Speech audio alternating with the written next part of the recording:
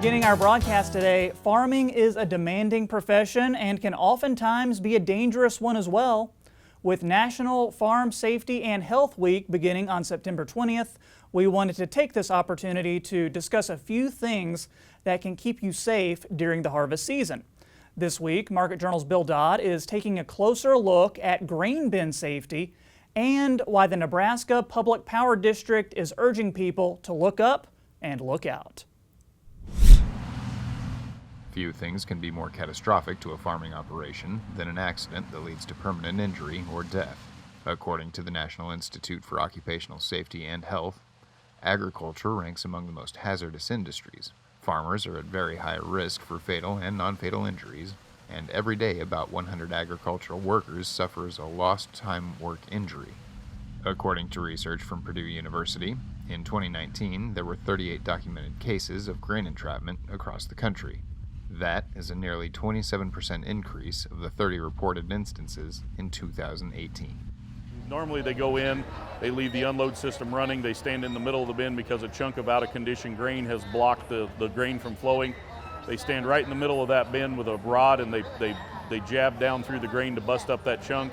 And when it works, and when they hit that chunk of grain, the grain literally grabs them and starts pulling them right down with it. Harvest can be an especially high-paced and frantic time for many producers. That's why many experts are now urging those same producers to take a second look and really pay attention to their surroundings as they perform seemingly everyday tasks such as checking grain bins. One way to ensure your safety when checking grain bins and avoid grain entrapment is simply grain management and quality control. To flat out avoid it, grain management is key. Make sure you keep that grain in good condition so you don't have the chunks. University extension agencies do trainings and offer a lot of material on this subject to make sure that grain is kept in condition. We always use the old adage that, if I've got a grain bin full of grain, that may be $200,000 worth of grain in there, maybe $500,000 worth of grain in that bin. If I took that $500,000 or $250,000 and I put it in a bag in cash and hung it in that bin, they'd go out and check it every day to make sure it was still there. But they fill that bin with that much money value of grain, they may not check it but once a week, sometimes once every 2 weeks. We've had guys we've talked to that I didn't check it for a month.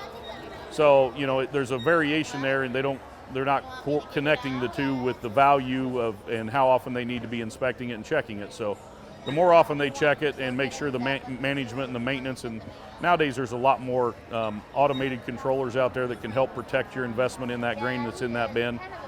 So the quality of the grain is key. Another step you can take to bolster the safety of grain system workers is to install a lifeline in the roof of a grain bin to ensure entrapment doesn't become full-blown engulfment. When we're dealing with grain like that out of condition, there's lifelines now, and they're very economical to put in grain bins on a farm. These lifeline systems prevent a person from ever sinking more than waist deep in the grain. So the idea is simply we mount an anchor point and a pulley up at the top of the roof, and the farmer can rig he installs his lifeline. It takes about 10 seconds to run the rope up through and back, and then hook it on himself or whoever's going in the bin. And then we prefer to have a second person there to run the rope for him while he's in there working. That way they can get help if something happens. We can rig the lifeline so that the farmer controls it himself.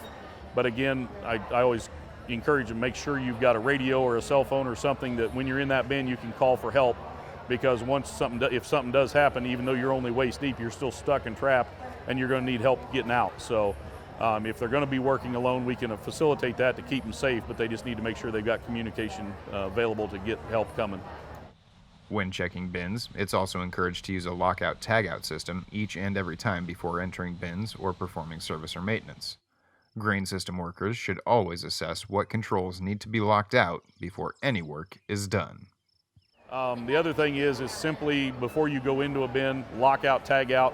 If they would lock out that auger before they go in, yeah, you may have to make 2 or 3 trips in and out until you get it flowing again, but that means you're going home at night. You're not going to die in that bin that day if you lock out that auger. Or just, even for a farmer, if they don't lock it out, if they're the only one there, shut it off before you go in.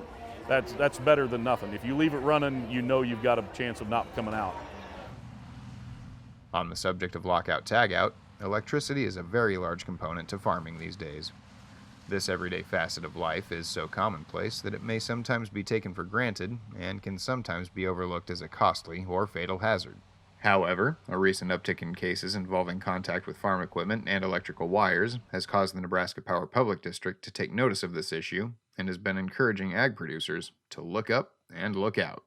If you do encounter a scenario where your equipment makes contact with a live high voltage wire, NPPD recommends that if you have a cell phone, you should remain in the cab and call 911 immediately.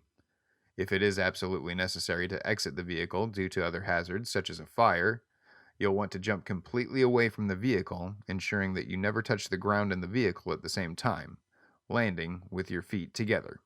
From there, you'll need to shuffle your feet, or hop with both feet together, 20 to 40 feet from the area. Once you've cleared the area, you should never try to return to the vehicle until the situation has been resolved by the local power authorities. Keeping these topics in mind over the course of the fall season will help you have a safe and successful harvest. Reporting for Market Journal, I'm Bill Dodd.